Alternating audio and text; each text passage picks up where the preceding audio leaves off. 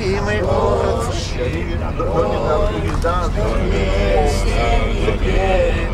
а где вы?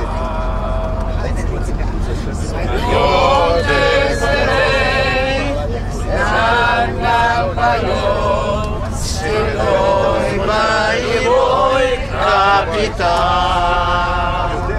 прощай, любимый город, уходим завтра в море, и ранний порой мелькнет за кормой знакомый дорог.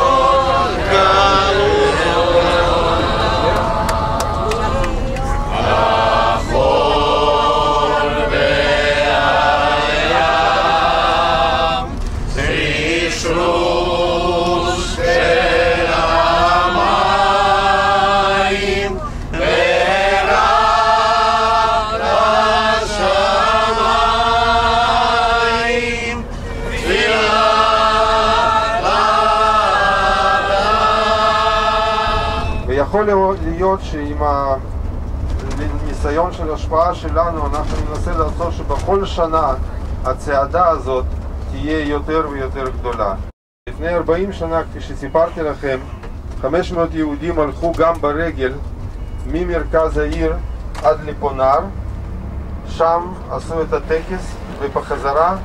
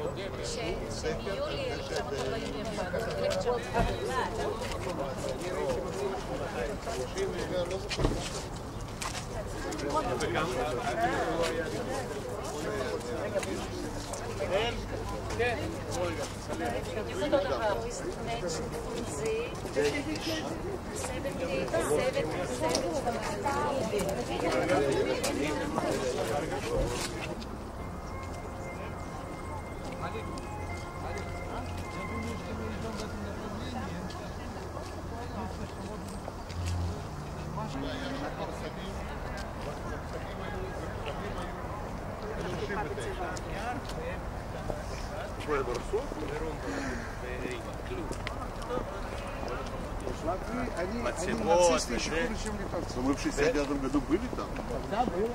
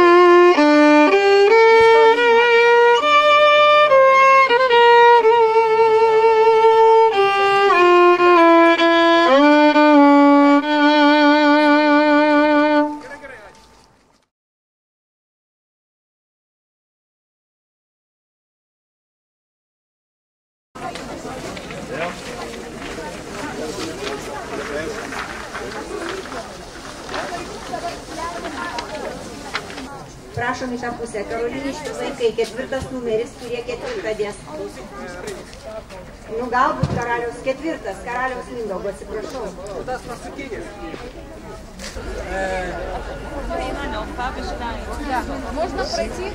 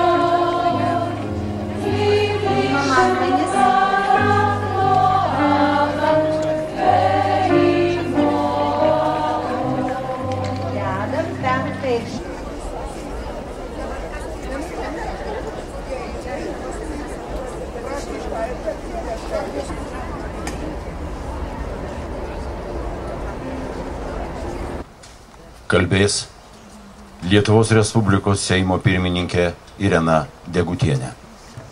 Gerbėmieji holokausto aukų artimieji, gerbėmieji minėjimo dalyviai. Kiekvienais metais šią dieną esame kartu. Esame kartu atvesti skaudžios istorinės praeities, tragiškai palietusios mūsų valstybės, žydų tautos, visų kartu gyvenusių ir gyvenančių žmonių likimus. Atrodytų, bėgant laikui, 20-ojo amžiaus vidurio žaizdos ir skauduliai turėtų užgyti ar bent jau aprimti. Tačiau holokaustas tapo per daug tikrų išgyvenimų ne tik žydų tautai, bet ir visai žmonijai. Dar gyvi žmonės savo akimis matė žydų tautos tragediją, matė žiaures ir beprasmiškas žudynes. Gyvi ir tie, kurie rizikuodami savo ir vaikų gyvybę pasipriešino žmogaus sugyvulėjimui. Tai, ką jie padarė, buvo skirta ne tik žudomiems žydams gelbėti, tai buvo skirta gelbėti žmogiškumui ir teisingumui pasaulyje. Tai buvo skirta gelbėti Lietuvai, jos garbei, jos vardui pasaulyje. O kiekvienas niekinęs ir žudęs kitos tautos žmogų, pirmiausiai niekino ir žudė savo tautą, jos dvasią, jos ateitį. Todėl tikrasis Lietuvos veidas nacių okupacijos metais vis dėlto buvo tie 819 žmonių, kurie šiandien įrašyti į Lietuvos piliečių pasaulio teisuolių sąrašą. Todėl visame pasaulyje stovintis paminklai žydų gelbėtojams iš tikrųjų yra skirti ne tik jiems, jie išgelbėtam žmogiškumui ir žmogaus teisei vadintis žmogumi. Tai paminklai primenantis, kad tikrieji istorijos kūrėjai tada buvo Šindleris ir Sugihara, ūkininkai ir inteligentai gelbėję žydus, bet jokių būdų ne budelių parankiniai. Tesiilsi ramybėje sielos visų nukankintų, nužudytų ir išniekintų, visų, kuriems 20 amžiaus vidurio tragedija virpo šiurpia realybė. Nuoširdi užuojauta jų vaikams, vaikaičiams, giminėms ir artimiesiems, visiems čia esantiems, visiems, kam rugsėjo 23 yra ir bus diena, visiems laikams pažymėta skausmo ir liūdesio ženklų. Ačiū. Kalbės Lietuvos Respublikos kultūros ministras Arūnas Gelūnas. Gerbiamas Seimo pirmininkė, ekscelencijos ambasadoriai, mėly susirinkusiai, bet visų pirma, holokausto košmarą išgyvenusių aukų artimieji ir tie žmonės, kurie išlikote po holokausto košmaro. Jeigu reiktų atrasti vaizdinį, kuris yra pats baisiausias pasaulyje, aš turbūt pasirinkčiau kenčiančio vaiko vaizdinį. Labai sunku žiūrėti į vaiką, kuris kenčia nuo ligos ar kuris patyrė skriaudą, bet yra nepakeliama žiūrėti į vaiką, kuris yra nukankintas budeliu. Iš atminties negaliu ištrinti dokumentinio kadro matyto Jadvašemo muziejuje. Sesutė bando pažadinti sąmonės netekusi savo broliuką. Šis vaizdas galėjo būti nufilmuotas Lietuvoje. Ir mes žinome, kad 1,5 milijono vaikų, žydų vaikų, buvo be gailesčio sistemingai, metodiškai nužudyti buteliu. Labai daug vaikų gyvybių užgeso ir Panerių žudynių vietoje. Daugelis iš jų basi žiemą buvo genami iš Vilniaus geto tam, kad būtų nužudyti čia Paneriuose.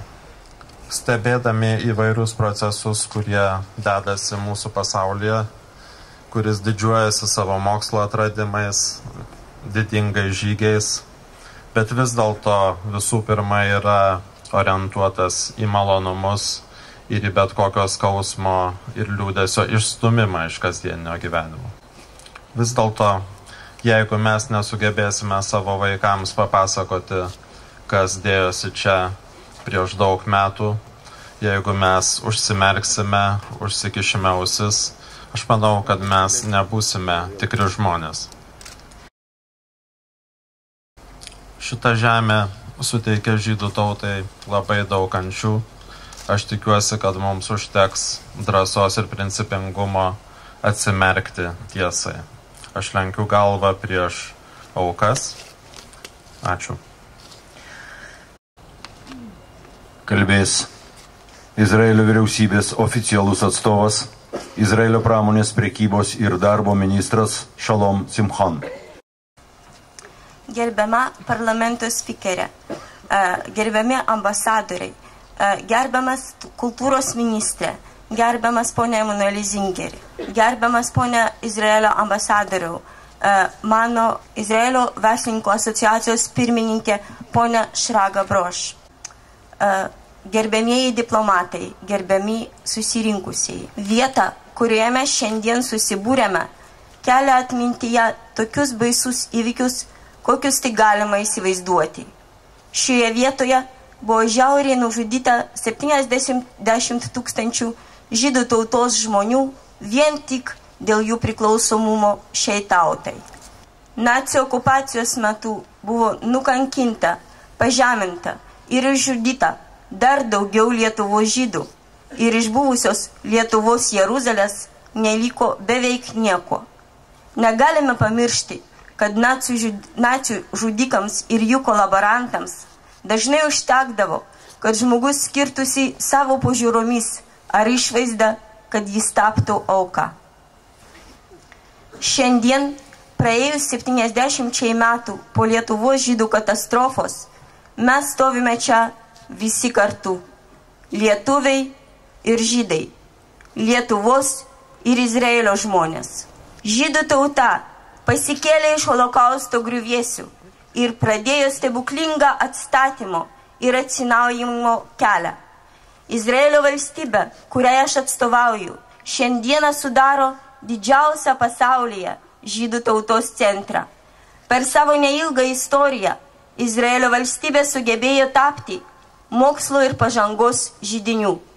Tai demokratijos sala artimuose rytuose, kurie šiuo metu kovoja už išsivadavimą iš diktatūros jungo.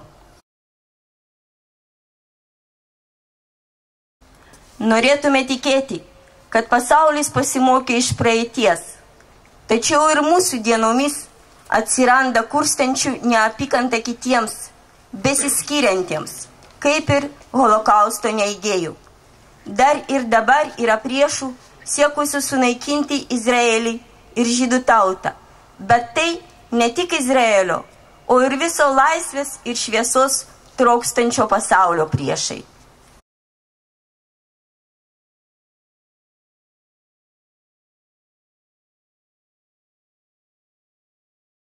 Ši diena skirta ne tik praeičiai paminėti, bet ir žvilgsniui į priekį. Kiekvienas be išimties turi pareigą išmokti praeities įvykius, bei pasirūpinti, kad tokie reiškiniai negalėtų pasikartoti. Šiandien būdamas čia patiriu komplikuotas emocijas.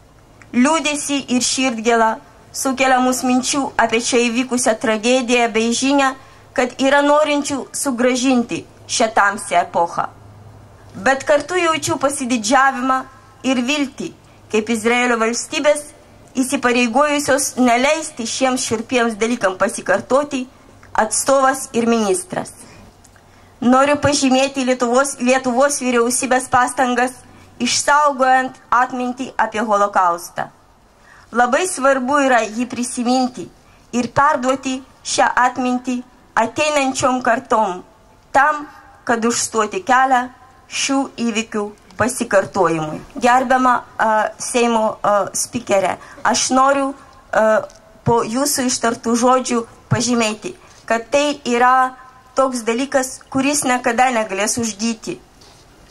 Mes turime mokytis iš istorijos ir ją atsiminti dėl mūsų pačių ir dėl mūsų vaikų. Tebūnie palaimintas aukų atminimas. Kalbės Lietuvos žydų bendruomenės pirmininko pavaduotoja Faina Kukliansky. 1994 metų rugsėjo 23 buvo paskelbta Lietuvos žydų genocido aukų atminimo diena, skirta pagerbti Vilniaus geto likvidavimo 1943 metais aukas, kuomet buvo nužudyti arba į koncentracijos stovyklas išvežti paskutinieji išlikę gyvi žydų tautybės Lietuvos sostinės gyventojai. Kiekvienais metais mes renkamės čia pagerbti nužudytųjų. Ateiname būtent prie šio paminklo,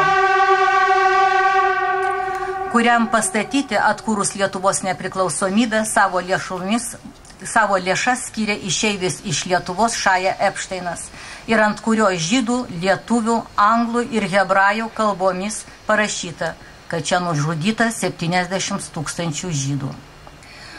Po karo grįžę į Vilnių iš miškų ir konclagerių, Vilniaus geto kaliniai iš savo skurdžių santaupų patys pastatė paminklą nužudytųjų artimųjų atminimui. Tačiau stalininiam režimui šis paminklas neįtiko ir jis buvo susprogdintas. Po kurio laiko buvo pastatytas naujas tarybinis paminklas su sovietinės, o ne žydų žvaigždės simbolika.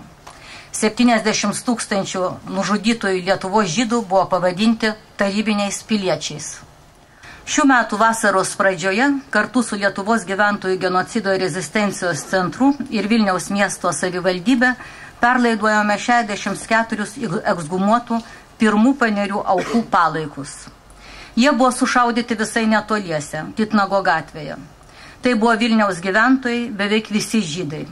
Nuo jų prasidėjo organizuoti masiniai žydų šaudymai Lietuvoje. Ceremonija buvo ypatinga ir simboliška. Buvo palaidotos karo aukos, nebevardžiai kūnai, nes jų pavardės mes žinome. Nužudytųjų tarpe buvo ir katalikų. Vietos kapuose užteko visiems, žydams ir nežydams. Palaidojame pagal judėjų ir katalikų apeigas. Laidojo rabinai ir kunigai, dalyvavo daugiau nei 100 Izraelio karių. Gyvename 21 amžiuje.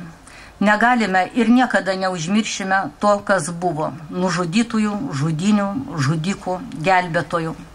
Pasakosime tiesą mūsų vaikams ir anūkams. Niekam neleista neigti holokaustą. Neleisime paneigti holokaustą, savaip interpretuoti ir komentuoti istorinius įvykius arba smerkti antifašistinį pasipriešinimą. Šiandieną ir būtent šioje vietoje tiktų Norvegijos premjero Jens Stoltenberg žodžiai pasakyti po neonacio Breiviko išpolio Utoje. Dar daugiau demokratijos ir atvirumo bus atsakas terorui. Manau, kad šiandieninė Lietuvos visuomenė yra pasiruošusi įvertinti žydų genocidą Lietuvoje, pasitelkusi demokratiją ir atvirumą. Demokratija ir atvirumas turi tapti neatsiejama Lietuvos politikos dalis. Lietuvoje neturi būti vietos neofašizmui, rasiniai neapykantai, diskriminaciniai ir genocidui. Kalbėti reikia atvirai ir nenutylint. Tai išsipildo mano žodžiai, tegu ilsisi ramybė nužudytieji. Tai daugiau čia nepasikartos. Kalbės nepriklausomybės akto signataras, Lietuvos Respublikos Seimo užsienio reikalų komiteto pirmininkas, Tarptautinės komisijos nacijų ir sovietinių okupacinių režimų nusikaltimams Lietuvoje įvertinti pirmininkas Emanuelis Zingeris. Ambasadoriai, Izraelio delegacija, gerbiamas ministrė Izraelio, gerbiamas pramonės rūmų pirmininkė. Pirmiausia, išgyvenę geto. Matyt, ta yra vieta, kur aš turėčiau pradėti kalbėti jidiš, nes tos aukos kalbėjo jidiš kalba. Zij begrüßt alle welche seinen do, alle welche haben die heilige Zikoron wegen die ermordete und vernichtete Kreivim. Aš norėčiau pakalbėti po to, kai jau viskas buvo išsakyta, apie tai, ką aš vakar mačiau, kas mane vakar šiek tiek netgi nustebino netikėtai. Tai buvo tarp daugybės įvykių Seime, kada Seimo kolegos, aš matau, iki šiol turi užsikabinę iš solidarumo tas geltonas žvaigždes, kur mums žydams neprimena nieko gero. Mano mamai 18 metų Kauno geto kaliniai, tai buvo didelis netikėtumas, kai liepė užsidėti žvaigždę 5 cm, 7, 8, keitė nuostatas dėl tų žvaigždžių, gaudė, kas tas žvaigždės netaip užsidėjo, liepė eiti ne ten, kur pėstieji eina, o tiesiog eiti gatve, kur mašinos, arkliai tuo metu Kaune dardėjo. Tai buvo istorija, kurios aidų mes ieškom šiuolaikiniai lietuvių istorijai, šiuolaikiniam lietuvių jaunime. Todėl aš norėčiau keletą žodžių pasakyti apie tai, kas vakar įvyko Kotrynos bažnyčiai.